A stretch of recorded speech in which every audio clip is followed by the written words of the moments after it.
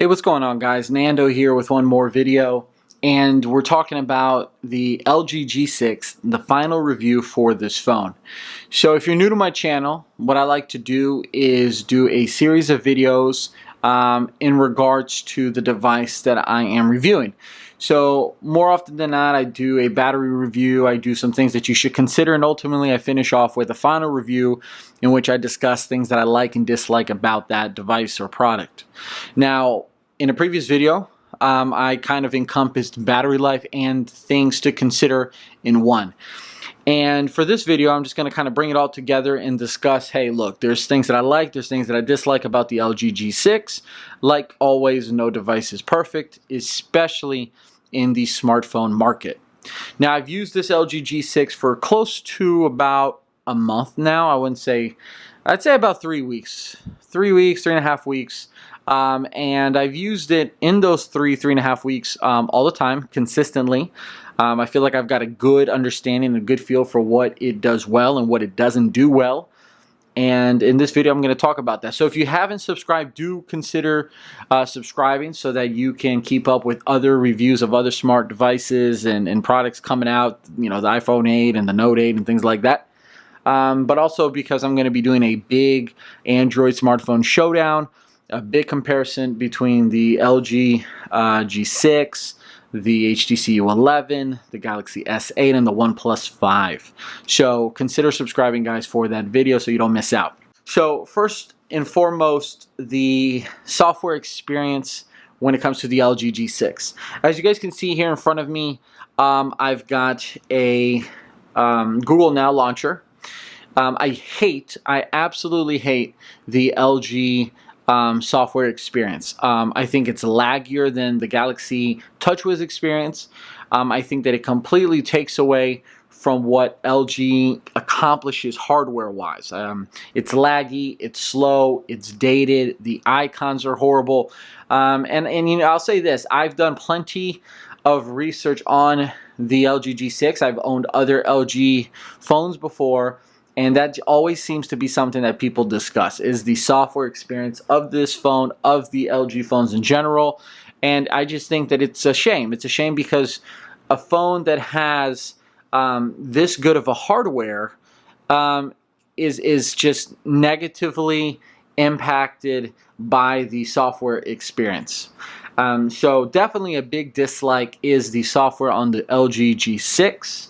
But with that being said, the hardware on this phone is phenomenal. And I don't mean to, you know, bounce around between likes and dislikes. You know, I apologize if I tend to ramble, but some things, you know, deserve more attention than others.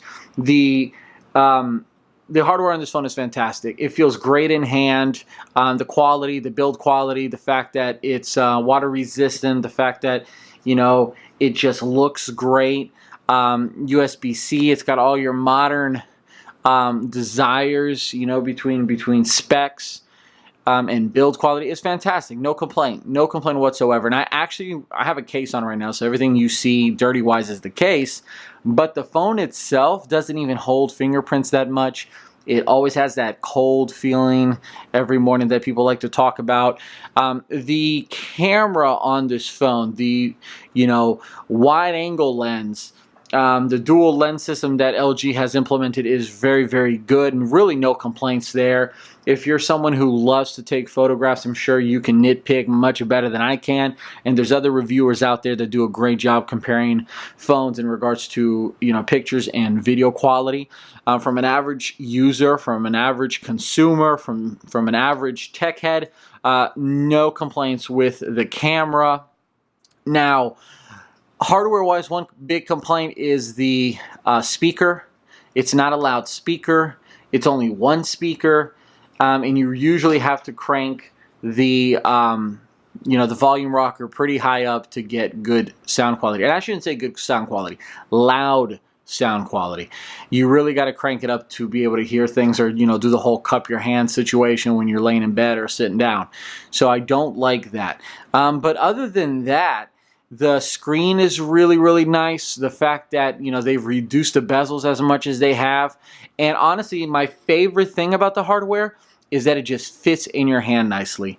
This screen size is a joy to use on this phone.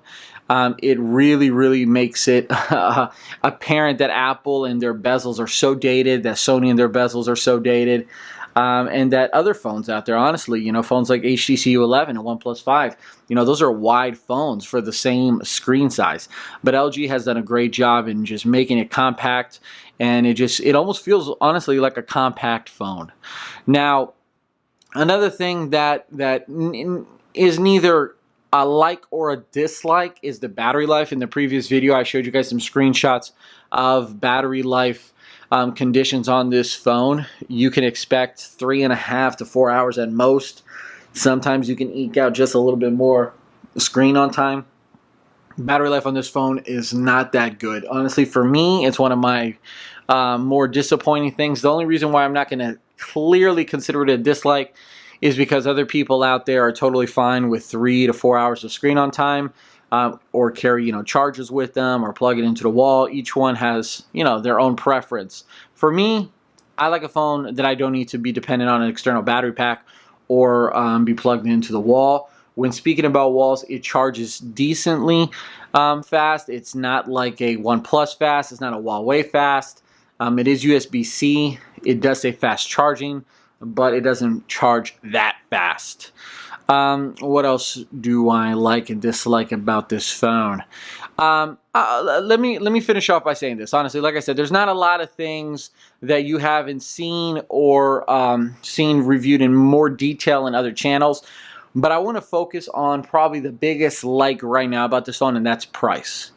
You know, phones and their pricing tend to drop as time goes by, as other models come out. But, and I apologize for that right there,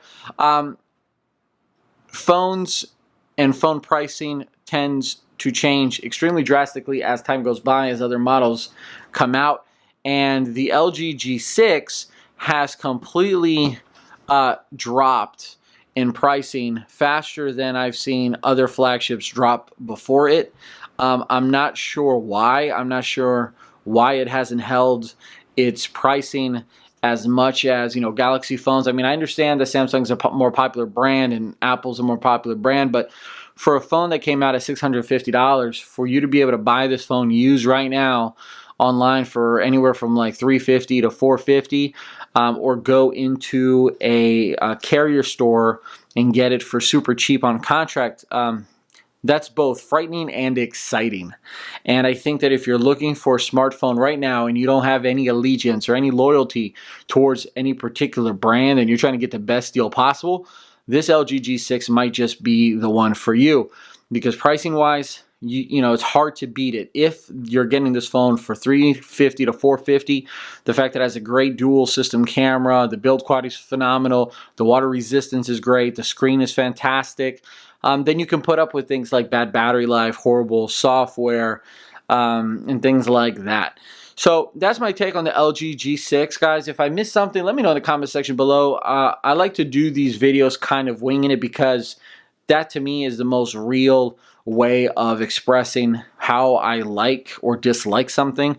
I don't like to sit down and really think of every single little thing, because then I feel like I'm really looking for things to complain about or to brag about. So let me know in the comment section below what you think about this phone. Have you owned it? Were you considering buying it? Did you pass up on it on something else? And drop a like if you found this video useful.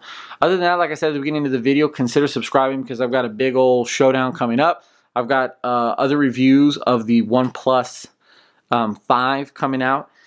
So don't miss those videos. And that's it, guys. I'll catch you in the next video. It was Nando. Peace and salute, and stay geeky like always, guys.